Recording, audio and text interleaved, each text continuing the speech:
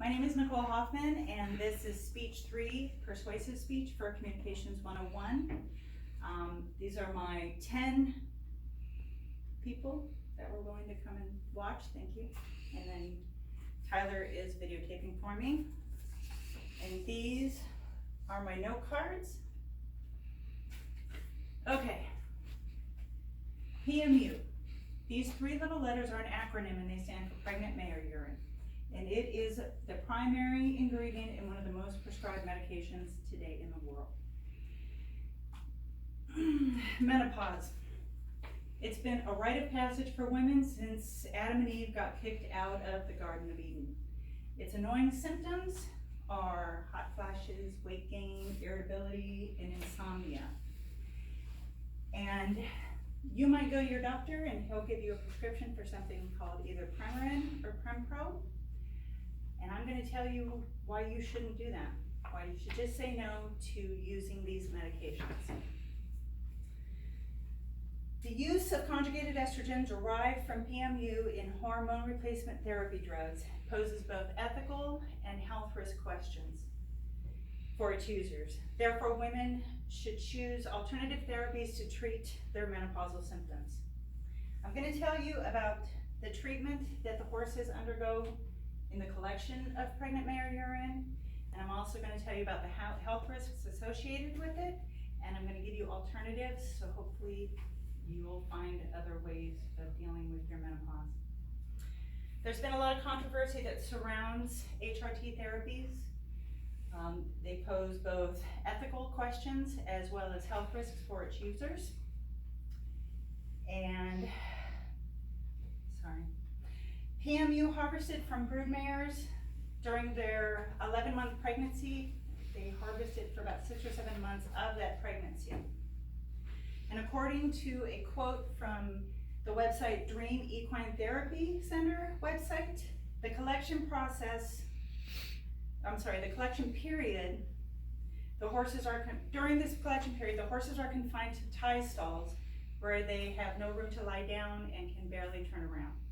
They have a urine collection system attached to them, which then moves to a collection bucket, a plastic bucket. Now I know it might be kind of hard to imagine that in your head, but here's what that looks like. You see the size of the stalls they stand in, and they do this for 6 or 7 months of that time.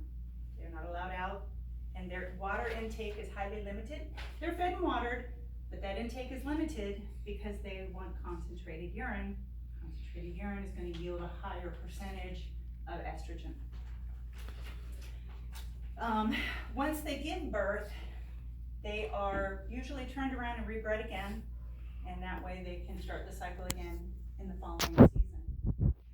If they're no longer usable, meaning they're old, they're injured, they're sick, whatever, then they usually go to auction where they are sold to usually a kill buyer, and then they go to slaughter.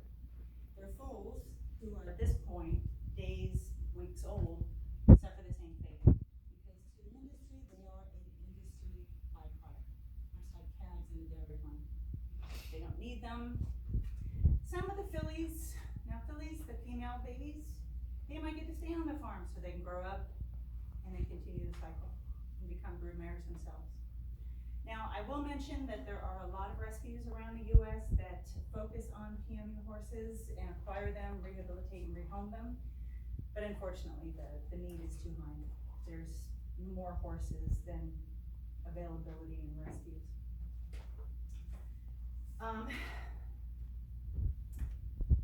The demand is high for pregnant mare urine. There are currently 24 PMU farms in the U.S., but thankfully, due to welfare groups, numbers are down. And according to the American Veterinary Medical Association Journal, in 2002, there were approximately 37,000 brood mares in the U.S. and Canada. Now there are just the 24 farms. We can thank activists and animal welfare for that number going down. But the flip side is that they still need the PMU, so they are shipping these horses, and the production is taking place in China mostly. And currently, there are about 90,000 So these are the facts about the PMU production. Now I'm going to tell you about the health risks related to the use of HRT meds that contain estrogen extracted from the PMU.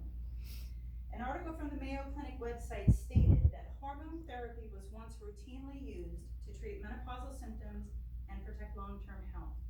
But then there were large clinical trials done, and they figured out that that's not the case. There are health risks.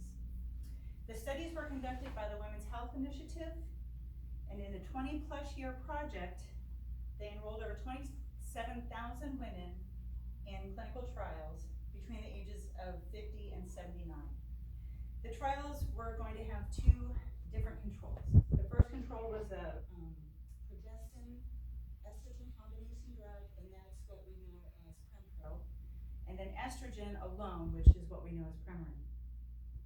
Unfortunately, though, according to the National Cancer Institute, they had to stop that trial short of the 20 years because they figured out that there were significant health risks related to these drugs. The women are still being monitored that were in the trials, just so they can continue to provide information, to the study. And it was both therapies that were causing the problem, both the progestin, estrogen, and the estrogen. So they had to stop those. So, aside from the cancers and the heart disease that is associated with it, what else is there? Well, there's stroke, there's dementia that's been linked to the use of conjugated estrogen in HRT therapies. So why are we still using them? Why, when there are safe alternatives, are women still using them? I'm going to give you some of the safe alternatives that are safe to both the choosers and the horses.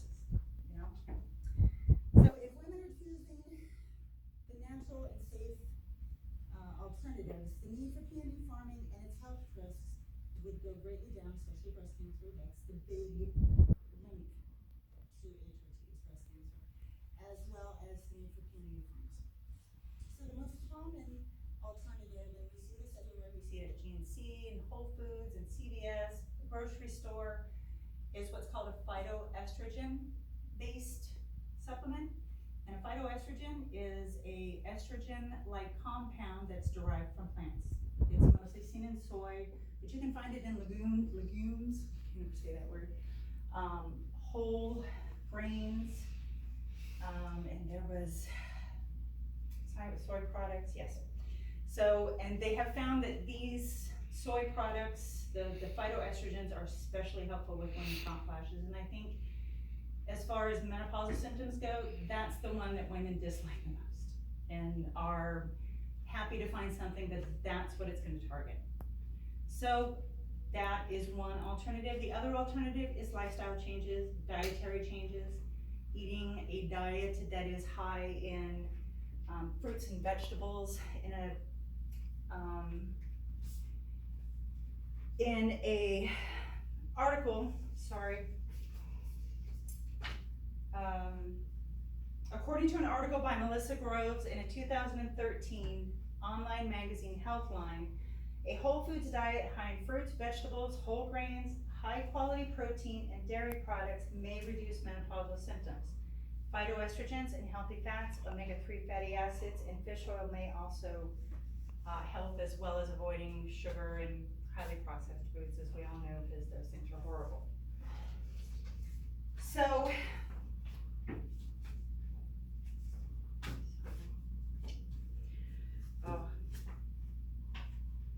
So I've given you these alternatives. I've told you all about the bad side of HRT drugs having to do with the PMU horses, the health risks, and I've given you alternatives. So what can you do? Well, to begin with, when your doctor says, hey, do you want a prescription for this? Just say no and say, you know what, I'm gonna try something else. And then after you leave the doctor's office, you go tell other women, and you tell other women. Because the only way we're going to get through this and stop it and end it and create this world where women are not dying or getting breast cancer because of hormone replacement therapy, 100,000 horses a year are not going to slaughter because they've been in the PMU line. That's the future with no HRT drugs, and it's important. So tell people, Just say no and advocate and educate everybody else. And so, as you guys know from my first speech, I'm the crazy horse person. And yes, so that's why this is important to me, why it's been an important issue for me for many, many years, long before I was ever even considering hormone replacement therapy or menopause. If we can stop this, we can keep horses out of the PMU lines. There'll be no need for pregnant male urine to be used in a pharmaceutical company anymore. And why shouldn't we?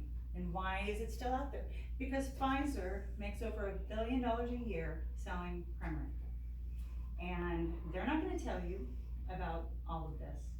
The PMU, very unknown. The side effects, we're getting more knowledge of it, but we're being told this is good because there are a few good things associated with HRT drugs. A lowering of bone fractures and a lowering of colorectal cancer scares.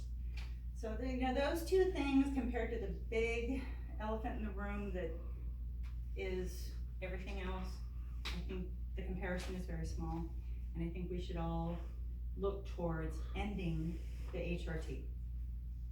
So at the end of the day, I don't want to be a part of the byproduct that is Premarin and Prempro and HRT drugs. I don't want to be like those poor foals and all of the health risks that are affected or that are affecting us. Those are the byproducts that Pfizer doesn't want you to know about so they can keep making their $1 million a year. So just say no.